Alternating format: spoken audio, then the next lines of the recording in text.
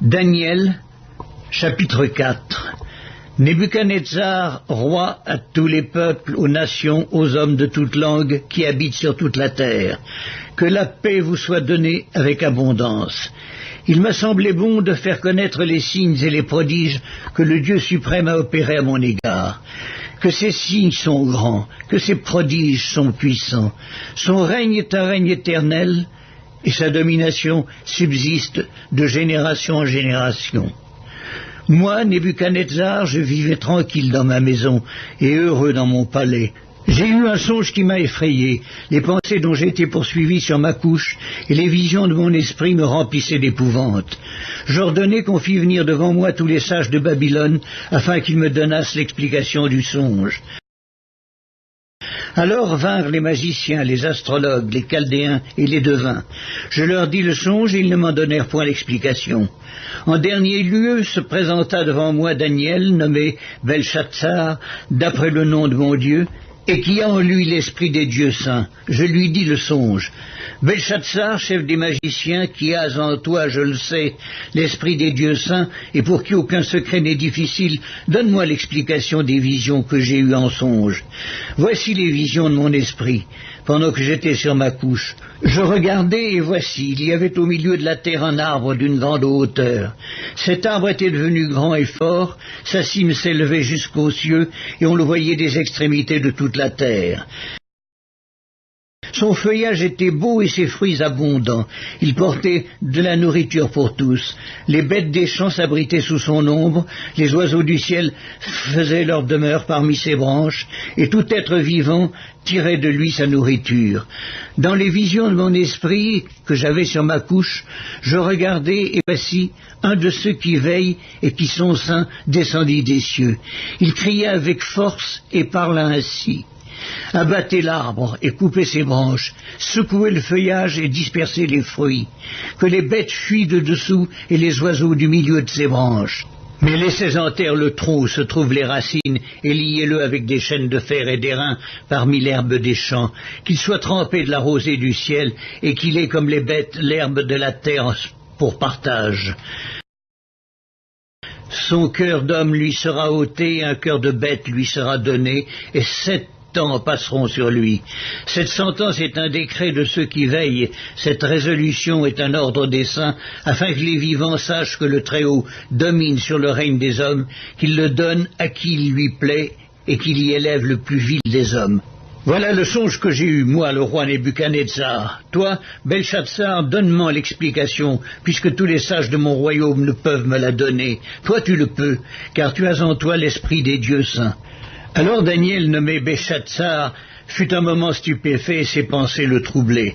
Le roi reprit et dit, « Belchatsar, que le songe et l'explication ne te troublent pas. » Et Belchatsar répondit, « Mon Seigneur, que le songe soit pour tes ennemis et son explication pour tes adversaires. » L'arbre que tu as vu, qui était devenu grand et fort, dont la cime s'élevait jusqu'aux cieux, et qu'on voyait de tous les points de la terre, cet arbre dont le feuillage était beau et les fruits abondants, qui portait de la nourriture pour tous, sous lequel s'abritaient les bêtes des champs, et parmi les branches duquel les oiseaux du ciel faisaient leur demeure, c'est toi, ô roi, qui es devenu grand et fort, dont la grandeur s'est accrue et s'est élevée jusqu'aux cieux, et dont la domination s'étend jusqu'aux extrémités de la terre.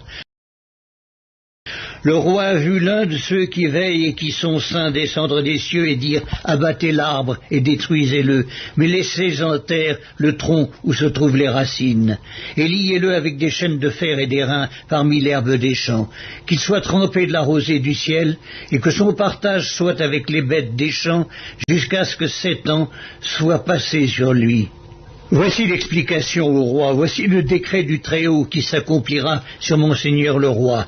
On te chassera du milieu des hommes, tu auras ta demeure avec les bêtes des champs, et l'on te donnera comme aux bœufs de l'herbe à manger. Tu seras trempé de la rosée du ciel, et 7 ans passeront sur toi, jusqu'à ce que tu saches que le Très-Haut domine sur le règne des hommes, et qu'il le donne à qui il lui plaît. L'ordre de laisser le tronc où se trouvent les racines de l'arbre signifie que ton royaume te restera quand tu reconnaîtras que celui qui domine est dans les cieux. C'est pourquoi, ô roi, puisse mon conseil te plaire. Mets un terme à tes péchés en pratiquant la justice et à tes iniquités en usant de compassion envers les malheureux, et tout ton bonheur pourra se prolonger. Toutes ces choses se sont accomplies sous le roi Nebuchadnezzar. Au bout de 12 mois, comme il se promenait dans le palais royal à Babylone, le roi prit la parole et dit: N'est-ce pas ici Babylone, la grande, que j'ai bâtie comme résidence royale, par la puissance de ma force et pour la gloire de ma magnificence? La parole était encore dans la bouche du roi qu'une voix descendit du ciel. Apprends, roi Nebuchadnezzar, qu'on va t'enlever le royaume. On te chassera du milieu des hommes. Tu auras ta demeure avec les bêtes des champs. On te donnera comme aux bœufs de l'herbe à manger, et 7 ans passeront sur toi, jusqu'à ce que tu saches que le Très-Haut domine sur le règne des hommes, et qu'il le donne à qui lui plaît. Au même instant, la parole s'accomplit sur Nebuchadnezzar. Il fut chassé du milieu des hommes, il mangea de l'herbe comme les bœufs. Son corps fut trempé de la rosée du ciel, jusqu'à ce que ses cheveux crussent comme les plumes des aigles, et ses ongles comme ceux des oiseaux. Après le temps marqué, moi, Nebuchadnezzar, je levai les yeux vers le ciel, et la raison me revint. J'ai béni le Très-Haut, j'ai loué et glorifié celui qui vit éternellement, celui dont la domination est une domination éternelle, et dont le règne subsiste de génération en génération.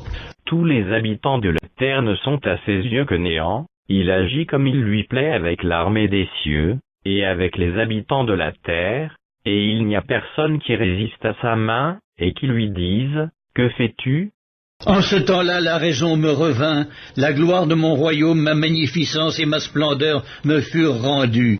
Mes conseillers et mes grands me redemandèrent. Je fus rétabli dans mon royaume, et ma puissance ne fit que s'accroître.